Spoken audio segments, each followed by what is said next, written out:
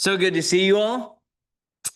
Thank you so much for having me. I love coming here. You all have a great congregation here. Everyone's always been so kind to me and my wife, and I truly appreciate it. And I have to admit, last time I was here, I spoke. I was asked to speak on the entire book of Second Corinthians, and I was a little worried about how I'd cover it in time. And this time I got Psalm 23, which is 6 verses. So I was like, how am I going to fill this time with, with 6 verses? But as I studied, I realized, oh, I'm not going to have a problem there. So we're going to look at the 23rd Psalm. And I am just ecstatic. And I had a chance to listen to the lesson that Sid gave here at the beginning of your all series. And I want to join with him in saying, I think it is so awesome that you all as a congregation took the time to say, hey, let's put a spotlight on the Psalms. I think it is a often neglected book of the Bible, and I'm just so glad that y'all are spending time in this book. So let's look at the book of Psalm in Psalm 23. We're just going to go ahead and read it, get it in our minds. David writes a Psalm of David, "The Lord is my shepherd, I shall not want. He makes me lie down in green pastures. He leads me beside still waters. He restores my soul. He leads me in paths of righteousness for his name's sake. Even though I walk through the valley of the shadow of death, I will fear no evil, for you are with me. Your rod and your staff, they comfort me. You prepare a table before me in the presence of my enemies. You anoint my head with oil. My cup overflows." Is this new to anyone? Is anyone hearing this psalm for the first time? Okay, all right. So no newbies in this. And I think this chapter is possibly one of the most well-known chapters in all of Scripture. Like, a lot of people know John 3:16, but a chapter as a whole, knowing the whole chapter, I think people know this psalm. Dating back to the Civil War, this has been a staple at funerals, in hospitals. Maybe maybe you don't even remember hearing the psalm for the first time because you just grew up with it, like I did. You just see it on posters, you see it on Facebook banners, right? You see it all over the place. It's not anything like brand new or, whoa, I never thought about that before. And that familiarity with this passage, it can be a blessing, right? Like an old friend, like an old worn out blanket or something that you've had for years and years, or it can be a hindrance that you've heard it so many times, you've said it so many times yourself, or you've sung it so many times that it becomes just another cliche, right? Like when people say, "How are you?" I think I've asked that quite a few times this afternoon. Like, "How are you?" Right? It's a cliche. Very few of us would ever be like, "Oh, my life's going awful right now." Like, it's like we don't really expect those moments of honesty. But there's a quote I heard, I really like it. "There's no such thing as a cliche when it comes to biblical truth. Only beautiful truths that are sung with hollow hearts." I think that is very true, and especially true when it comes to this psalm. But maybe it's not even familiarity. Maybe it just sounds too positive and upbeat. Like maybe you just feel like, I don't really resonate with that. That's not really my experience in life. I've struggled my whole life. If you're like me, I tend to gravitate towards the more negative Psalms. Maybe it's because I don't have as much familiarity with them, but I love like Psalm 88, and I love Psalms of Asaph and Heman the Ezrahite. I think that's what, I love his Psalms. They tend to be darker, and I just naturally gravitate towards that. But what I hope you see and realize with Psalm 23 is if you just look back one page over, if you look at Psalm 22, the same author who wrote Psalm 22 wrote Psalm 23. So what I want us to realize is this isn't coming from a position of David's life was just cotton candy and rainbows all the time. If you read his life, it was very difficult. And so that's what makes this psalm so much more impressive. So to avoid a surface level reading of this text or understanding, I would like to give you some ideas or some context to this chapter so that after you go out and you go back and you look at the psalm, I hope you see it with new eyes. So we're going to look at the cultural context of this psalm, the Davidic context, the psalm itself, and we're going to look at the fulfillment, time permitting. So let's look at the cultural context. All right, if you were to choose an image or a picture or a role, an archetype to describe your relationship with God, what image would you choose? I'm sure you wouldn't choose like a manager, right? God is my manager, right? Because we have some kind of maybe possibly negative context with that. But there's a deeper idea here because David had all these images that he could have used. He could have used warrior. He could have used simply king. But he chose the image of a shepherd and a sheep. And I want to look at why that would be. First off, shepherding was a humble occupation. If you remember back in Genesis 46, Joseph and his brothers, he tells his family, hey, don't tell the Egyptians that you all are, or tell the Egyptians that you're shepherds. That way you'll get your own land. So that way you can still be separate. But why would they get their own land? Because the Egyptians hate shepherds. They think they're an abomination. I grew up watching The Virginian, the Western, the TV show series, and I remember there's a whole episode where there are sheep herders and shepherds that come in. They hate them. They can't stand them. They think they're low down, dirty, good for nothings. And that seems to be a very ancient idea. And if you look at some source material like the Mari letters or the Nuzi tablets, dated even before this, they place shepherds as below farmers and scribes. So they're on the kind of indentured servitude. You know, it's not shameful, but it's not a very high status. Like you wouldn't brag, oh, my husband's a shepherd, right? Like you wouldn't, that's not the kind of thing you'd be doing. In fact, if you look at it, they tend to, if you look at who was actually doing often the work of shepherding, David, the youngest, they would send the youngest out to do the dirty work of being a shepherd. They would give the role to women sometimes, which is, you know, they were a very patriarchal society, so that meant something as well. So it wasn't a position of high esteem. You wouldn't brag about being a shepherd. But with that being said, almost paradoxically, it was a popular kingly metaphor. Again, metaphor. They wouldn't think it was that cool if you were an actual shepherd, but if metaphorically you were a shepherd of people instead of sheep, that was a preferred metaphor. So this is from the Code of Hammurabi, a very famous ancient text. He says, I am Hammurabi, the shepherd, selected by the god Enlil, he who heaps abundance and plenty. So if you look back, and I just have a few examples of this, here's one more. I am Lipit Ishtar, the humble shepherd of Nippur. Isn't that great when you start a letter by talking about how humble you are? I am so great and humble. The devout shepherd of Ur, who brings abundance to Uruk. So you can see that in kingly propaganda, it was popular to describe yourself as a shepherd. Here's one quote from an Old Testament scholar. He writes, kings all over the ancient Near East were referred to as shepherds. This was a standard metaphor for leadership and responsibility. So now what we know, if we go back and we look at some historical documentation and text, a lot of these kings were kind of genocidal maniacs. All right, they were very, this is our land, we're going to kill anybody, sacrifices, child sacrifices even.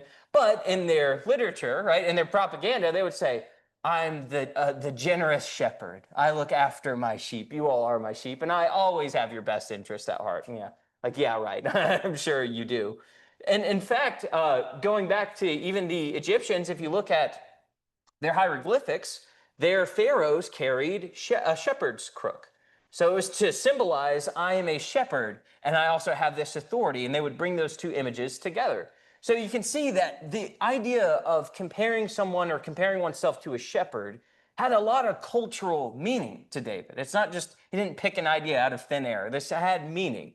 So though shepherding was a menial task, it became a powerful metaphor of protection, provision, and care, one that kings often adopted in their royal propaganda.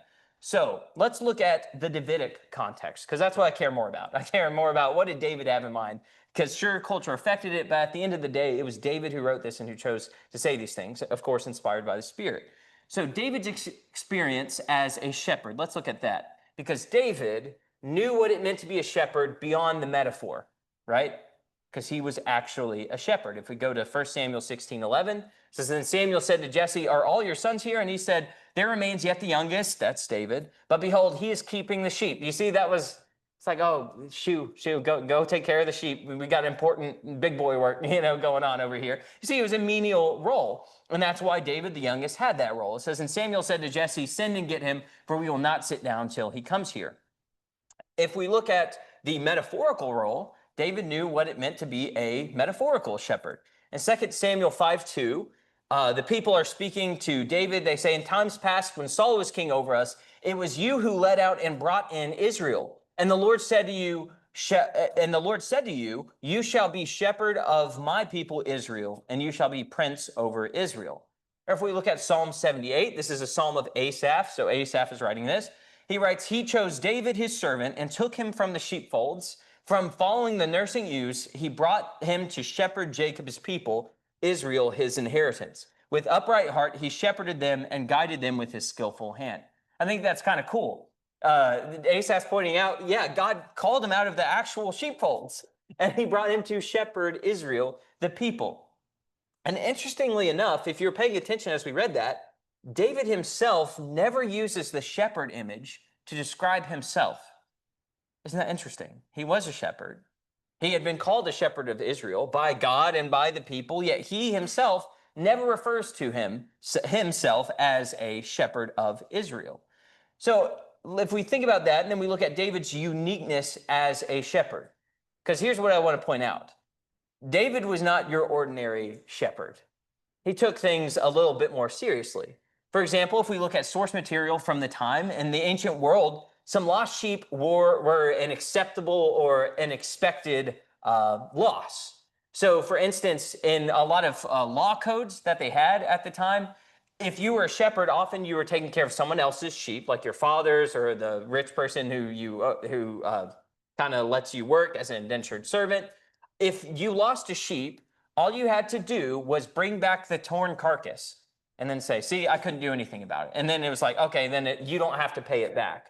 Whereas if you're just lazy and a sheep fell off a cliff, then you have to pay that back. But if it's torn, that means a wild beast got it. And of course, you're not expected to risk your life for a sheep that had been taken away by a wild beast. That's unreasonable. So if you look, it says here, I cut off the passage a little bit. 1 Samuel 17 says, Saul, your servant, used to keep sheep for his father, and when there came a lion, David said to Saul, your servant used to keep sheep for his father, and when there came a lion or a bear and took a lamb from the flock, I went after him and struck him and delivered it out of his mouth. And if he arose against me, I caught him by his beard and struck him and killed him. Your servant has struck down both lions and bears, and this uncircumcised Philistine shall be like one of them, for he has defied the God of Israel. So, that's very odd. I remember I used to work at Guitar Center when I was a teenager. I was working behind the counter, and this young kid came in. He started walking towards the guitars. I was like, uh-oh. He grabbed a guitar and booked it, and I stupidly ran after him, yelling at him, trying to get the guitar back out.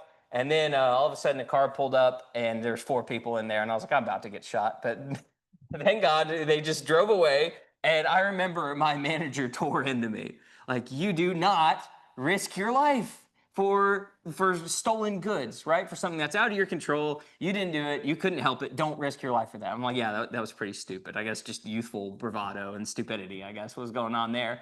But if you think about what David's saying here, his life wasn't worth the life of one sheep. His life wasn't worth the life of one lamb. We understand this concept. Yet David took his life in his own hands to go and rescue. And look, it's not just it's somewhere nearby or anything. He chased him down and he took it out of its mouth.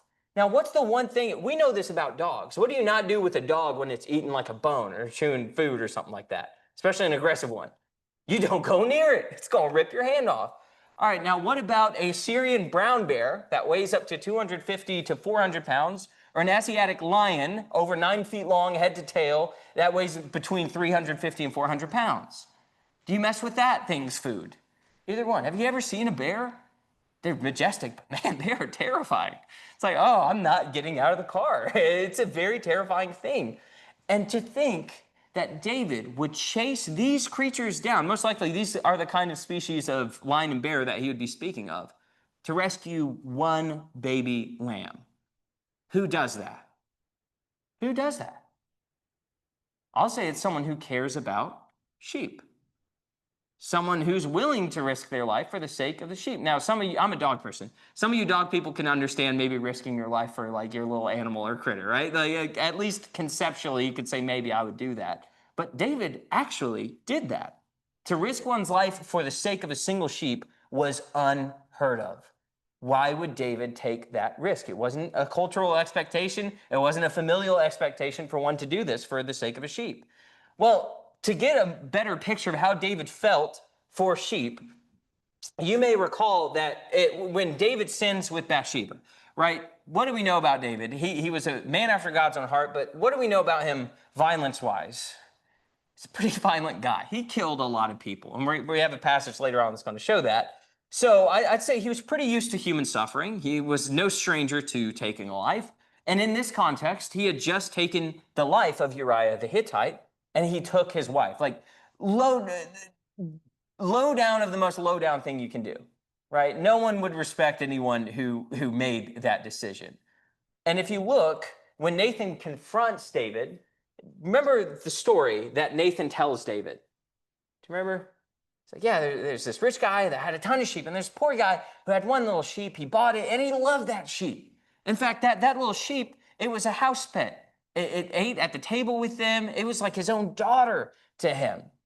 All right, now some of you, if you're not animal people, you may think that's bizarre. But again, if you're an animal person, you totally get that. Yeah, you totally get having an animal that's just like your daughter or your son. Like you feel close to it like a kid. And that's the picture that Nathan portrays. And when David hears about this, well, the rich man takes that pet, that pet lamb that was like a daughter, and he kills it and they eat it. And how does David feel about that? He's furious. He says, that man deserves to die. All right, this is coming from a guy who has just killed another man and taken his wife. All right, and he says, that guy deserves to die. Do you see what's happening here? You know how we all have a justice nerve? You know, someone does something that's so just offensive and outrageous, and you're just angry and fired up about it. But then when it comes to your sin, oh, that's not as big. Yeah, it's bad, but it's not that bad. All right, it's not that. Do you see what Nathan's doing?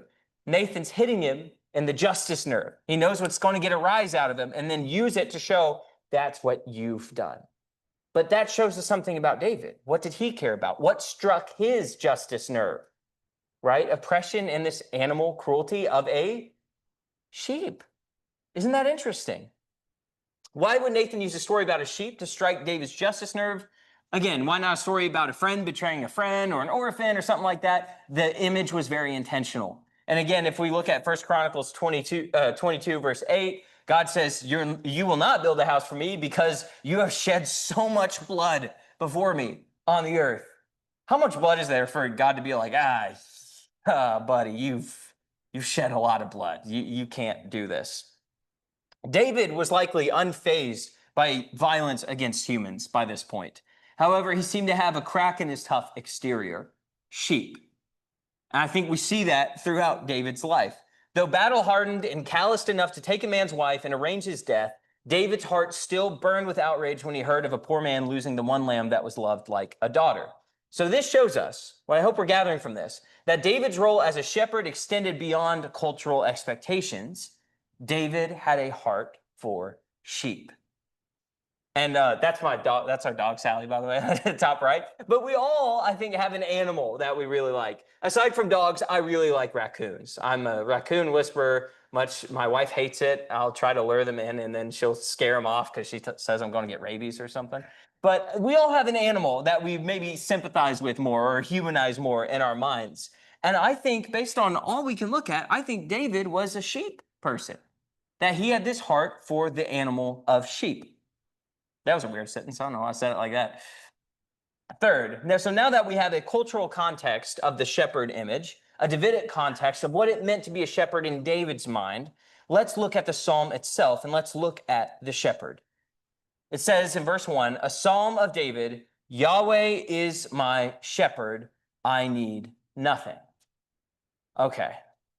Whoa. If you take that whole context that we just looked at, and we look at the very first verse, this is grounding us in a reality. And just as a side note, the translation, it's a Frankenstein translation I put together from a bunch of different translations. So if it reads weird, that's the reason why. But I tried to get it as accurate to the Hebrew as I could. So notice two things. First off, David uses God's covenantal name, and that's important. He uses the tetragrammaton, or Yahweh. And if we look, this was a special name. It was a covenant name that God revealed to his people, but not for all time, interestingly enough. He waits until the Exodus to reveal this divine name. If we go to Exodus, we see this first in Exodus chapter 3, but if we fast forward to chapter 6, we get more context into this. God says, I appeared to Abraham, to Isaac, and to Jacob as God Almighty, or El Shaddai. He's saying, your forefathers, who I made the original covenant with, they knew me as El Shaddai. That was the covenant name that they used with me. But by my name, Yahweh, I did not make myself known to them. I also established my covenant with them to give them the land of Canaan, the land in which they lived as sojourners. Moreover, I have heard the groaning of the people of Israel, whom the Egyptians hold as slaves, and I have remembered my covenant. All right. So think about this. God reveals a unique and holy and intimate covenant name with his people, and he doesn't reveal it from the beginning. He reveals this at this stage in history. What's going on at this stage in history for the descendants of Abraham? Slavery, Egyptian slavery and oppression. And it's not until God says, I have heard my people's groaning, I'm going to act, that God reveals, this is my covenant, holy, intimate name with my people at this moment in history when I'm going to deliver you from oppression and slavery. Do you see that? It's like you get to know someone and then you get to know them even closer. And that's what God is inviting his people into. And he tells Moses, tell the people, this is my name. And it's so, I'm sure you've heard this 1,000 times before, but this name was so holy that they didn't pronounce it. They didn't spell it out all the way. That's why they just put the 5 characters. And because they didn't feel like it was so holy, they didn't feel like they should use it. And so that shows something very significant of what David is trying to communicate. He's using the covenant, intimate name of his God to show this is the close relationship that I have with my God. Second, David identifies God as the true shepherd king. Remember how all the kings and how they describe their gods, they'd always say Pharaoh is the shepherd of Egypt, or Liptip Ishtar, or whatever his name was, right? He says, I am the great shepherd of Uruk, right? David never called himself that. He's called that by other people and by God, but David never claims that title for himself. Who does he attribute it to? Yahweh, the true king. He's saying God is the one who truly brings abundance. I think this is why David was a man after God's own heart, because remember, how did God feel about kings? Was that his ideal goal with Israel, for them to have human kings? No. His ideal goal was for him to be their king. But he made an allowance, I think just like divorce, for a hardness of hearts. He allowed them to have kings. But what David, why he stood out, I think, so differently from the other kings, is he acknowledged that he's a king, yes, but God is the true king. And it's not his authority, it's not his power, it's not his people, it's God's, and he honors that stewardship. So I think it's significant that David never uses this title for himself.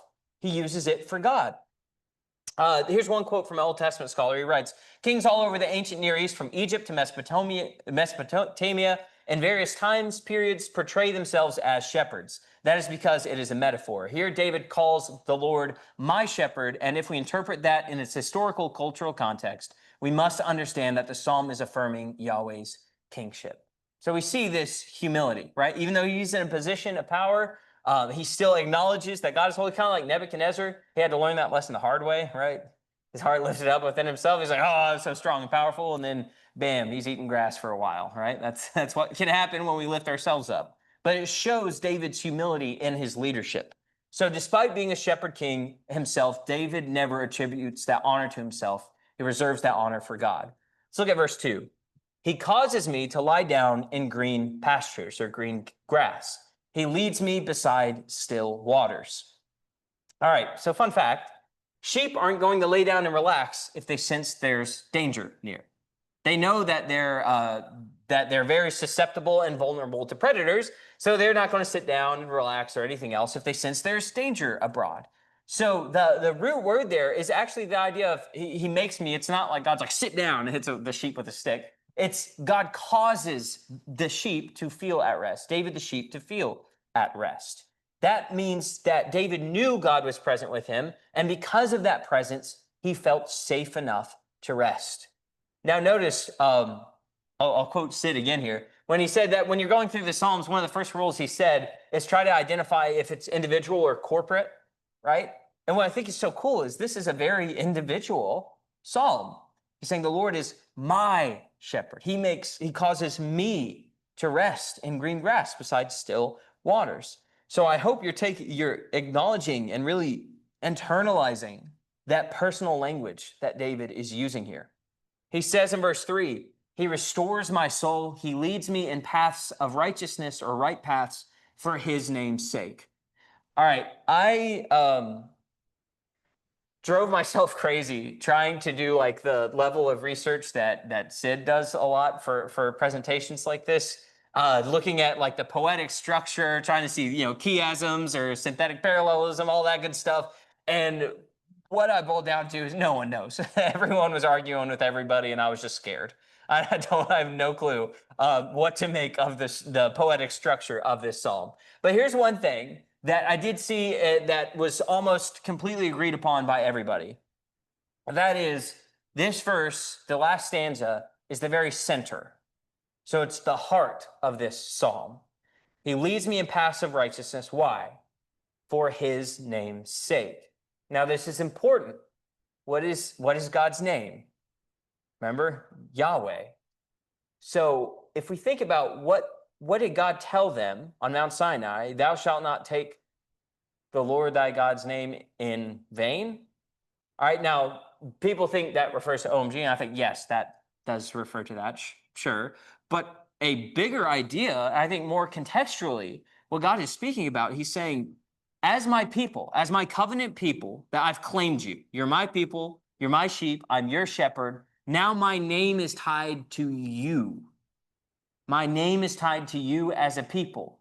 And when you act a fool, when you act wickedly, when you act just like the other nations, you profane my name. You give my name a bad reputation. Perhaps some of you who are parents, you've told your kids, hey, don't act up. Remember, your insert last name. How you behave reflects on me. God's saying, hey, how you behave reflects on my reputation. Because you see, in the ancient world, it was basically, if you're a god, you're a god of a certain area, of a certain geography, right? Like Babylon, I'm drawing a blank. I can't remember. Yeah, but they all had patron deities, essentially. And if Babylon captured Israel, you know what they'd say? Oh, now I remember. They'd say, hey, Marduk is more powerful than Yahweh because we beat Israel. You see, because the name was tied to the people or to the geography. So God warns them over and over, don't take my name in vain. And God says, well, David writes here that God leads him in paths of righteousness and is present with him for his name's sake. If we go to Ezekiel 36:22, we can see this. God says, therefore say to the house of Israel, thus says the Lord God, it is not for your sake, O house of Israel, that I am about to act, but for the sake of my holy name, which you have profaned among the nations to which you came. What did Jesus pray? What is the Lord's Prayer? Hallowed be your name. May your name be revered. Why? Because God's reputation had been tarnished by his people's behavior. And so we see all these things interweaving. If we look at Exodus 34, it says, the Lord passed before him and proclaimed, the Lord, a God merciful and gracious, slow to anger. Fun fact, in the Hebrew, do you know what it literally means to be slow of anger? Long of nose. Isn't that interesting? God describes himself as having a long nose. You may wonder what on earth is going on with that. Well, in the Hebrew concept, they described anger as like a face heat. You know when you get mad and your face gets hot? It's the idea that it's like it centers in the nose. So he's saying it takes a long time for his nose to heat up. Right? He's slow to anger. It takes him a long time because that is the kind of patient God we serve. He says, and abounding in steadfast love or hesed and faithfulness. So God is saying, this is my nature. This is who I am. This is my name. This is what my name means.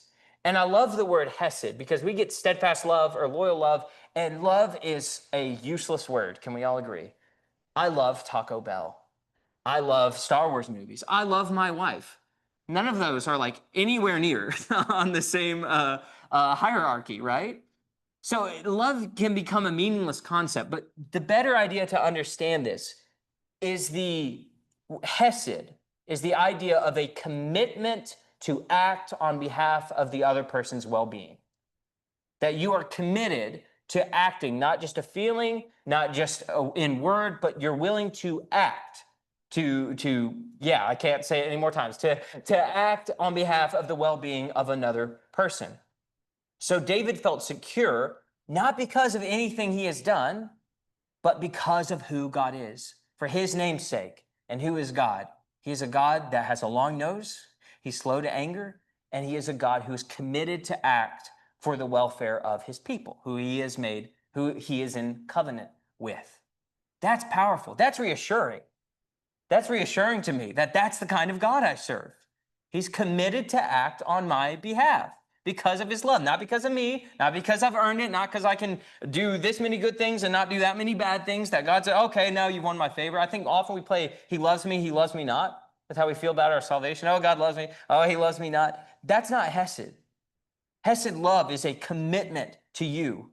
Look at verse 4. Even though I walk through the valley of deep darkness, I will fear no harm, for you are with me. Your rod and your staff, they comfort me. So here again, I want to point out, David's not naive to suffering. Look at his life. Again, he had a lot of hardships in his life. But David knew something that I think we need to realize.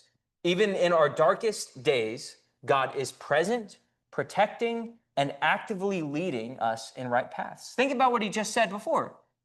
He said that he leads me in right paths. And guess what that leading in right paths led to? A dark valley. But guess what? He knew God didn't abandon me in this place. He is actively still leading me. And again, we have to realize this is the same David who wrote Psalm 22. My God, why have you forsaken me? And do you know why we cry? Do you know why we cry out as children? Because we expect to get a response. And there's a very, very sad study done after the fall of Soviet Russia in this Russian orphanage, where they went there and the psychiatrists and psychologists discovered something very disturbing. None of the babies cried. Because essentially what had happened, because of famine, because of starvation, the orphanage homes were overrun, and they just didn't have enough people to respond to the babies' needs. And so the babies gave up crying because they knew when I cry, no one's going to show up. And Jesus talks about this. He says that, he talks about that when he tells the story of that unrighteous judge, right, who doesn't fear God and doesn't care about human beings.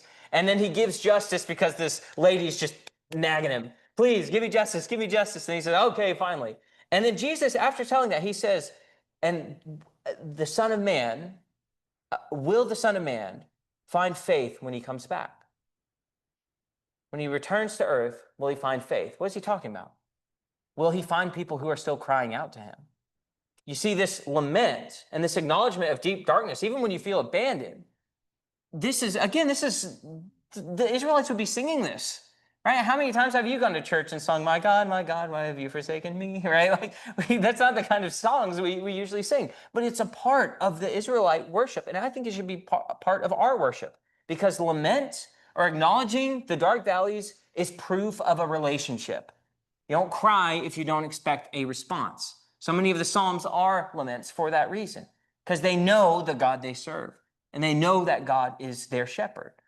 So as we see this is an invitation for us in those moments where we feel that God has forsaken us or left us in the dust, or we're stuck in dark days. Guess what? It's okay to tell God, hey, I feel like this. Because guess what? God knows. You're not going to tell him anything that's going to surprise him. Acknowledge that pain, acknowledge that hurt, acknowledge that doubt, and cry it out to God, because God is our shepherd. He is the king who is committed to our well-being. And he knows, even though our mind, our circumstances, our emotions tell us one thing, he is actively leading us in right paths. So there are two images in this psalm. I got to keep going. I got to stop yapping. So there's the shepherd image, and then there's the host image. Some people think they connect. Some people think they're two different ideas. I don't really care. I think that it's not important, but it is an interesting image here. Look at verse 5.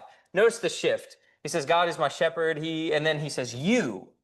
Do you notice the shift in language? It's getting even more personal. He says, you prepare a table before me in the presence of my enemies. You anoint my head with oil. My cup overflows. So hospitality was considered sacred in the ancient world. Culture was deemed, if they were good or bad culture, based on how hospitable they were. And in fact, if you go like to Syria or anything in that area, often hospitality is still a big deal. They will often give like free meals if you're a traveler or anything like that, or they come because it's showing you're under my protection. You're my guest. You'll be safe with me. I'm going to take care of you, and I'm going to provide for you. So it's protection and covenant. And notice that this feast, guess who's present at this feast? David's enemies. All right, what's a bigger flex? Just killing your enemies and then eating a big meal? Or feeling so safe and confident that you're just like shoving bread down your gullet in front of your enemy and they're just sitting there helpless? You see, it's like the ultimate reversal, like, haha, you can't touch me. That's what David's saying. The enemy can't touch him because God is his shepherd and Yahweh is his host, and he is providing for him and leading him. In verse 6, it says, surely goodness and hesed, there's that hesed word again, shall hunt me all the days of my life, and I shall dwell in the house of the Lord for a long, long time. I think that's so beautiful because some translations, I believe ESV says, follow me. Surely goodness and mercy or goodness and hesed will follow me. It's a much stronger word here. So when it says, I'm not going to try to pronounce the Hebrew. I practiced it and then I forgot it. It went out the window. But the idea, it's used all over the Old Testament. For example, that when Pharaoh pursues Israel, he's hunting after them. Was it to like give them a handshake or like, hey, you guys forgot something, right? Why did Pharaoh pursue Israel during the Exodus? To kill them, right? Or to bring them back, to enslave them again. It's used in military victories that once they retreat, they're defeating this enemy nation and they start retreating, it says Israel will pursue after them. It's this violent hunting down or tracking down. It's used like dogs too, like dogs tracking someone. So think about this. God's commitment to act on our behalf, it's not something that's whimsical. It's not something that's when he feels like it or when you feel like it, or it's just there whenever you need it. If you really want it, you can reach out for it. God's commitment to act on your behalf is pursuing you. His love, his commitment to us is actively chasing us down. I think we forget that reality when we're walking through our day. And again, this isn't just some loose like love, like, oh, I feel so good about you. It's a love that pursues you to change us so that we die to ourselves, so that we stop being the stubborn people of the flesh, making those stupid mistakes, because I'm sure we've all done things that seemed like a good idea at the time, right? And then how were those consequences later? Awful. Well, guess what? God wants to save you from that. He wants to hunt you down to conform you to his image, to his covenant of life and his covenant and his commitment to us. 5 minutes. All right, there we go.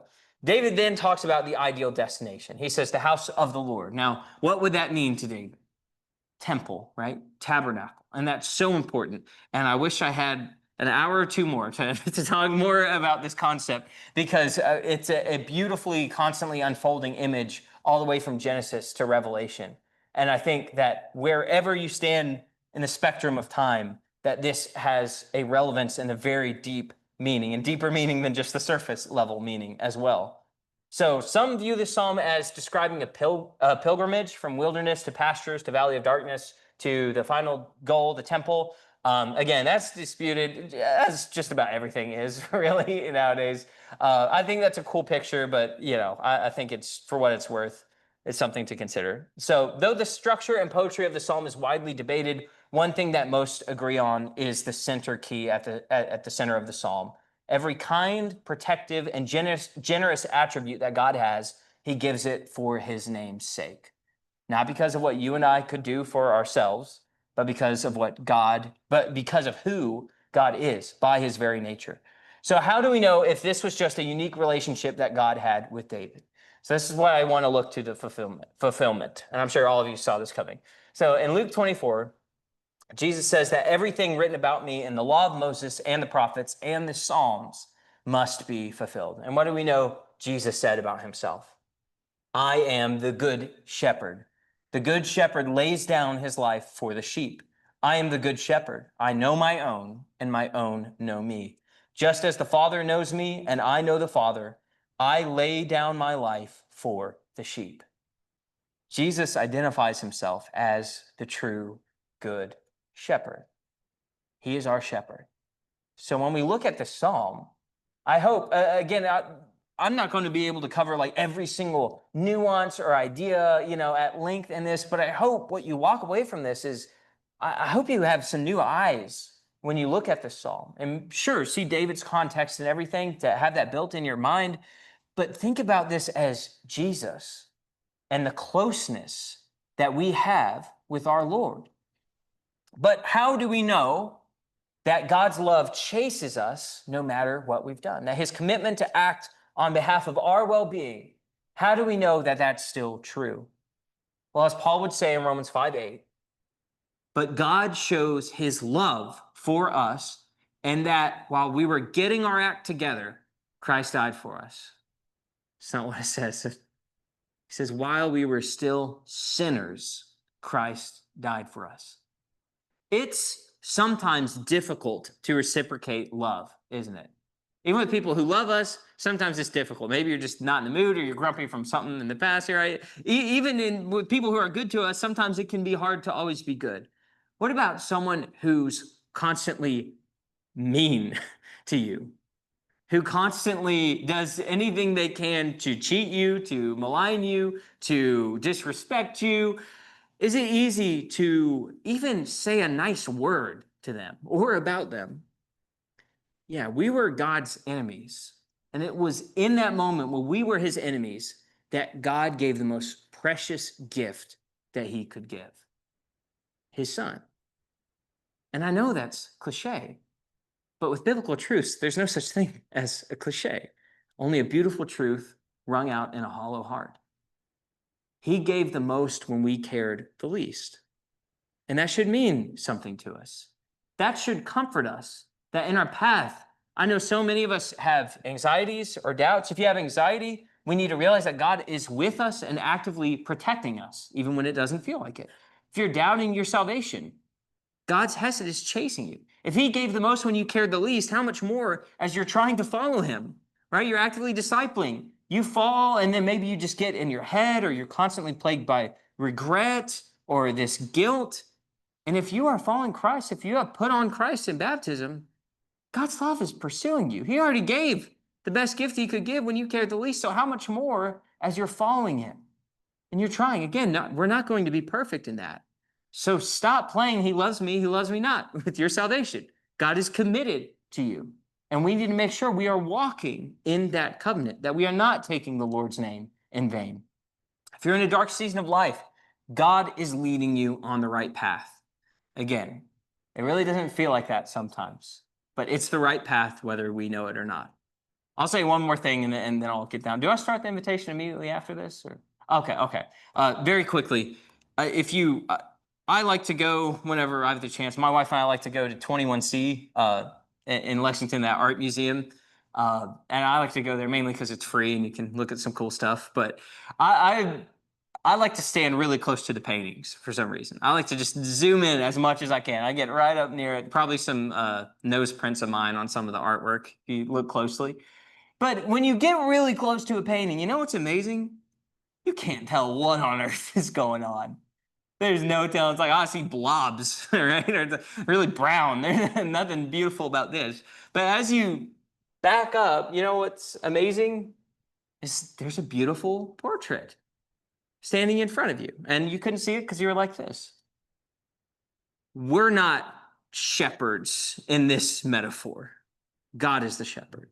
So we have to acknowledge, even as shepherds of the church or as a leader in whatever role you have to realize that we answer to the true shepherd, because at the end of the day, even if you're a shepherd, you're sheep to God. And so our perspective is down here. So all of us have to humble ourselves before God's authority and acknowledge that he is committed to our well-being and he is worth serving. He is worth submitting to. Thank you all so much for your attention.